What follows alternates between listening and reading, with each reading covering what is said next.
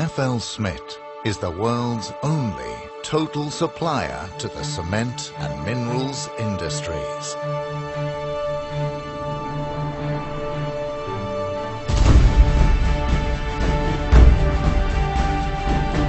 More than 10,000 employees embody FLSmidth's commitment to creativity, reliability and excellence. 24 hours a day, 365 days a year, FLSmidth is boosting customers' production capacity.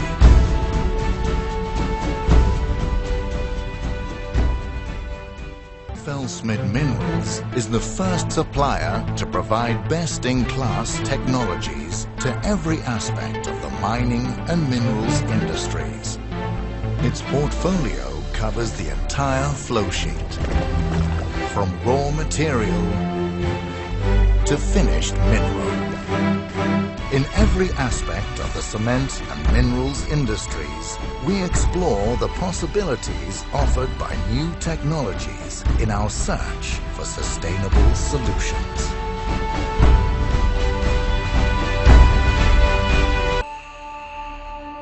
With this commitment to excellence, we will remain the industry's preferred partner well into the future.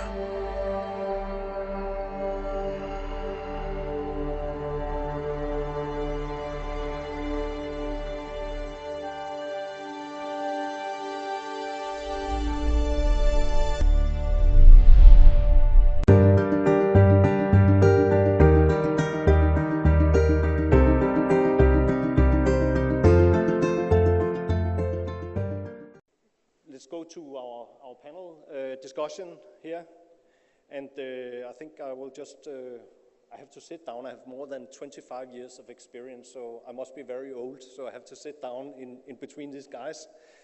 But so I think the first question here is actually to Andy. The region, and especially UAE, has seen significant shift in priorities the last few years, moving from an oil economy to a big knowledge economy. That's a big leap. So what is the role of IT in this transformation? Well, I think, you know, the key one obviously is the big transition from natural resources to intellectual assets. And innovation is the new currency of knowledge. And you know, how do we innovate, and how do we innovate in terms of time to market is critical to take advantage of growth and change and opportunities around from us. The digital economy gives us opportunities to spur efficiencies, reorganization production, improve services, and foster creativity and time to market.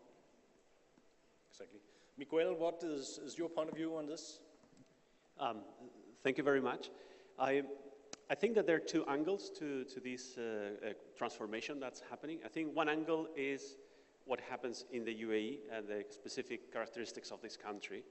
And the other thing is the global trends. So this is a country which is quite unique. It's a young country, relatively small population, has grown significantly based on oil. However, there is a very significant element, which is the stability, the political stability of the country. That is making the plans, you know, the government, the leaders of the country to have very solid strategic plans and be able to develop those plans and stick to them. So that is moving the country in the direction that the leaders want, which is relying more and more on services and on knowledge economy. On the other side, you have a situation in the global industry where digital transformation is no longer just a technology question, it's a survival question. And there are different industries that are transforming, retailers are transforming, and they're seeing the digital companies as a threat. Hospitality, transportation, banking, all these industries are becoming threatened by digital transformation. So between these two elements, I think that definitely there's a very significant push forward. Yeah, thank you. Rick, how do companies in the region transition to knowledge economy and prepare for the wave of smart technologies? Well, you know, I think there's a couple of things. You know, one, pretty much every company today has access to the same underlying technology. So the internet has made the technologies that companies use to transform ubiquitous. Whether you're small or large, you have access to really an astonishing amount of technology. I think the key ingredient is, it's really leadership. So that transition is just that. It's a business transformation, and to have leaders who can create a vision that everybody can rally around, and they can build a team that can execute against that. And I think the most important piece of it, I see it in my work every day, and I know my colleagues probably do too, is change management. So helping a team not just embrace the technology, but just drive that kind of change in an organization. It's not easy, but a good leader thinks about change management and how to drive that in his organization, his or her organization. Thank you. Andy, what business trends in the Middle East capture your interest for the next years? What we're seeing actually is the adoption of cloud. We're seeing that growing at a phenomenal rate, and the opportunity that presents where existing companies were using on-prem are now moving to the cloud. And as I highlighted earlier, 80% of people that have already adopted cloud are driving that further. The things that gives us is the drive towards a digital transformation and taking advantage of the technologies that gives us. So whether that be AI, robots, developing the smart cities, they're all driving a dramatic change and opportunity in the market. And Rick, what do you think is the key industry trend to watch out for in 2019? So, again, there's tons of technology out there. The one that I think is going to be leveraged more and more by companies is the Internet of Things, and that's a pretty broad category. But to me, what it really does, it enables companies to get access to just a tremendous amount of data that may have been difficult to extract before. And really, the goal there is to leverage that data to put it in front of the right people to make good business decisions. And I think IoT, combined with machine learning, and to some degree artificial intelligence, you're really seeing IT shops being able to produce actionable information real time in a way they've never been able to do before. So, my take is anything a company can do to leverage IoT, machine learning, to really focus on, again, driving actionable information is going to be a win. And Andy, what business trends in the Middle East capture your interest for growth next year? It was... Yeah, so within the GCC, very important role that we're seeing playing in the global marketplace. So becoming more competitive on a global stage, and the opportunities that brings, the trade and investments, and the value that's being generated from that.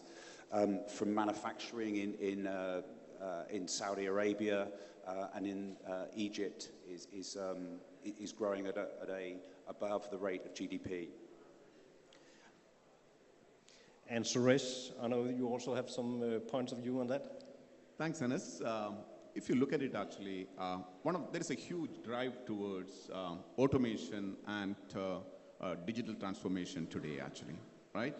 And most of the companies, if you look at it, everybody is trying to adopt Industry 4.0 as such. And Industry 4.0 is the buzzword, actually. Every organization is trying to bring in efficiency.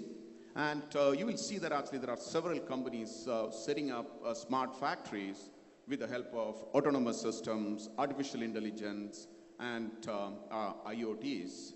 But how do we get there? That is the biggest question, right? We cannot all of a sudden reach and get this digital transformation done. What we need is basically a strong ERP foundation, right?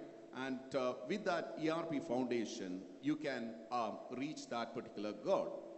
And Epicor, with its unique capability and the state-of-the-art technology, we believe that actually we will be able to help our customers to reach that goal.